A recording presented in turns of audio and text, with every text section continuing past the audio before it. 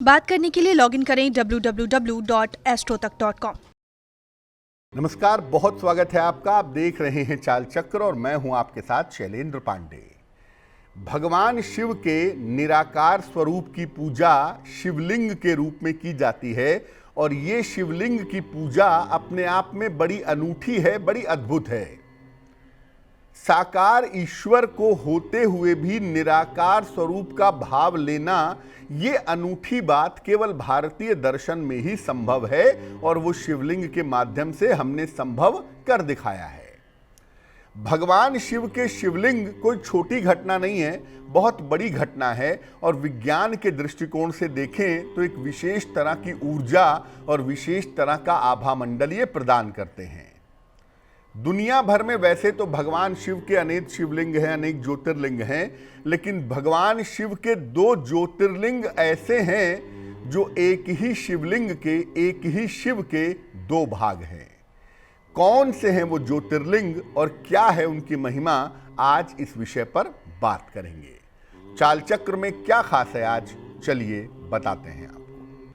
सबसे पहले जानते हैं कि भगवान शिव के कौन से दो स्वरूप आपस में जबरदस्त तरीके से जुड़े हुए हैं। देखिए, अगर हम देखें शास्त्रीय दृष्टिकोण से या शैव तंत्र के हिसाब से देखें तो भगवान शिव के सारे ज्योतिर्लिंग आपस में विशेष रूप से जुड़े हुए हैं।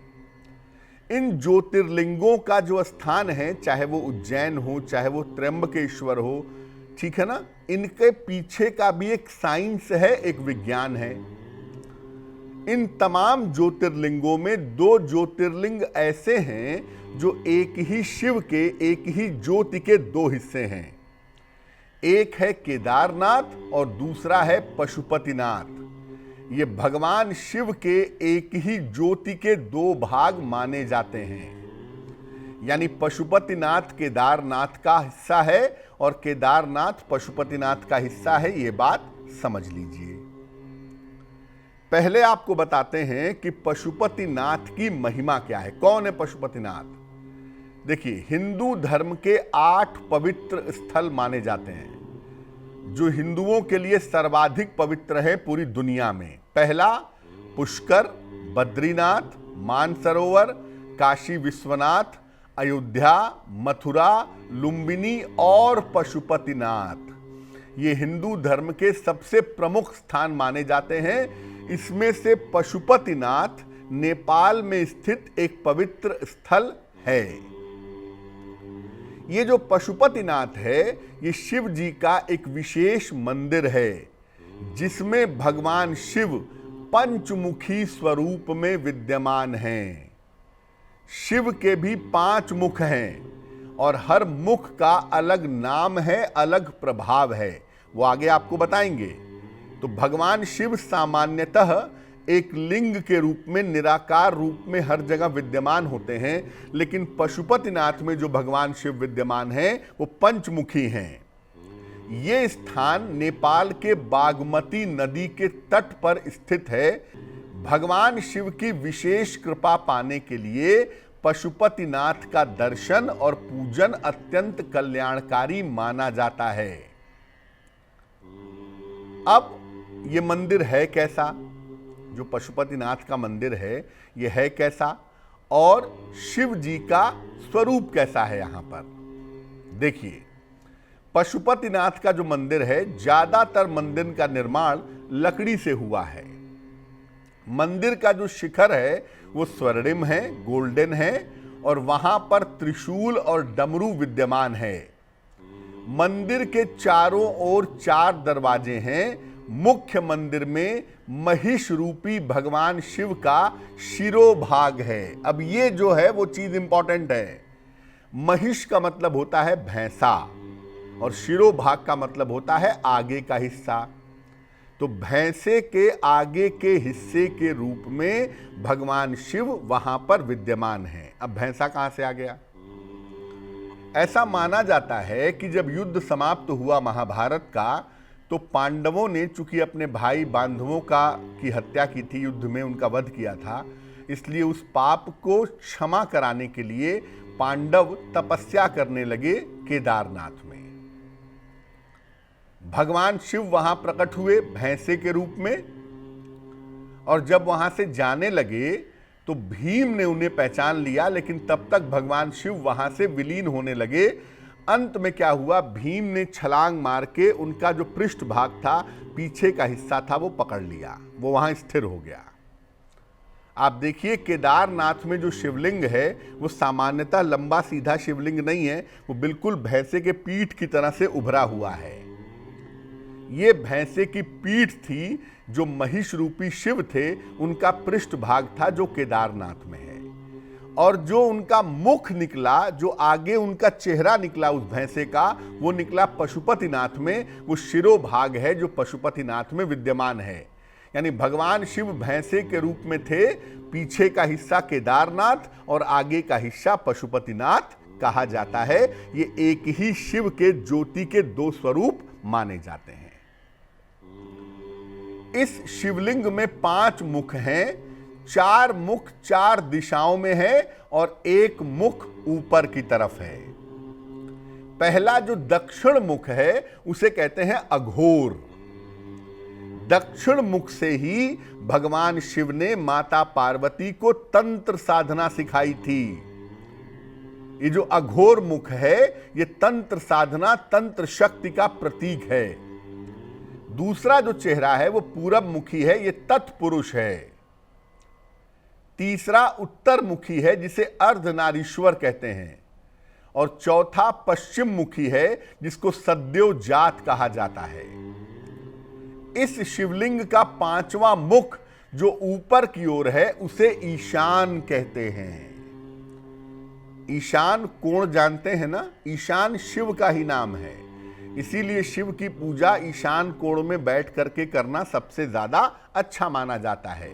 और जो ऊपर का मुख है, यही पशुपतिनाथ का सर्वश्रेष्ठ मुख माना जाता है। जो मुख्य मुख है भगवान शिव का, ईशान वाला जो ऊपर की तरफ है, यही मुख्य पशुपतिनाथ हैं।